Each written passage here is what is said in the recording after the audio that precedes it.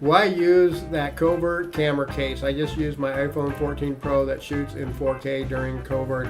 And what the duder is talking about is this camera right here.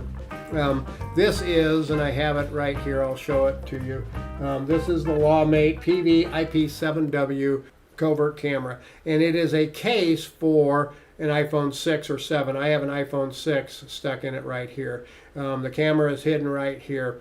And the duder is asking me, why do I use this instead of using a regular camera? And he's got a pretty fancy iPhone Pro and it shoots 4K, and there are downsides to that. We'll cover that here in a second too. But the reason I use this, when it's shooting video, it's shooting 1080p widescreen format all of the time. When I'm using my regular cell phone camera, the tendency is to pull it up like this and then start shooting video. And when you're doing that, you're shooting vertical video. You're not shooting horizontal widescreen video. So you're shooting video like this. And that doesn't look as good. It's harder to edit down, harder to zoom in with your software, things like that. It's also very easy to want to, with your phone, zoom in on it with the video. And then you're now, on most phones, after you zoom in just a little bit, you're starting to use digital zoom, and that's very bad for you. You don't want to ever use digital zoom because that's not an actual representation of what you have. It's a digital representation. And for you to get the widescreen view with this, you have to walk around like this all the time, and you might get your finger down there in front of the cameras or something like that. But you're going to look funny walking through the mall like this instead of like this. But if you're like this all the time, you have to have it straight up and down too. Otherwise, you're shooting the lower part of their body or shooting the upper part of their body.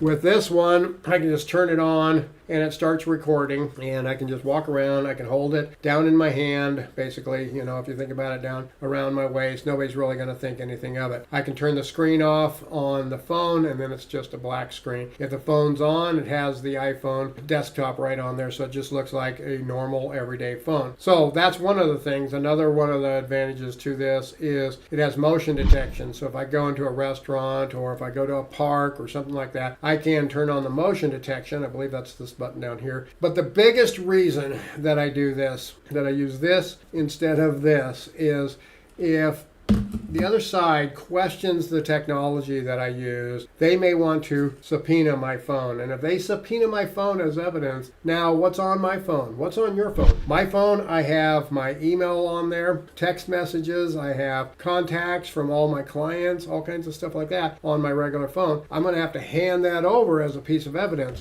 where if they subpoena this, yeah, I'm out my Covert camera for a while. I can replace this. I do have multiple Covert cameras too. Then I turn this over, and I'm not turning over any personal data or any client work product or anything like that, like I might be if I turn over this. Another one of the problems with using a phone, if I'm shooting in 4K, that's really, really, really big video. And it's hard to get that video over to your client for them to be able to download it easily because it's such a big file. And it's a bigger file for you to be able to edit. And usually you're going to have to edit it. And when you do edit it down, it's going to be dumbed down to 1080p anyway.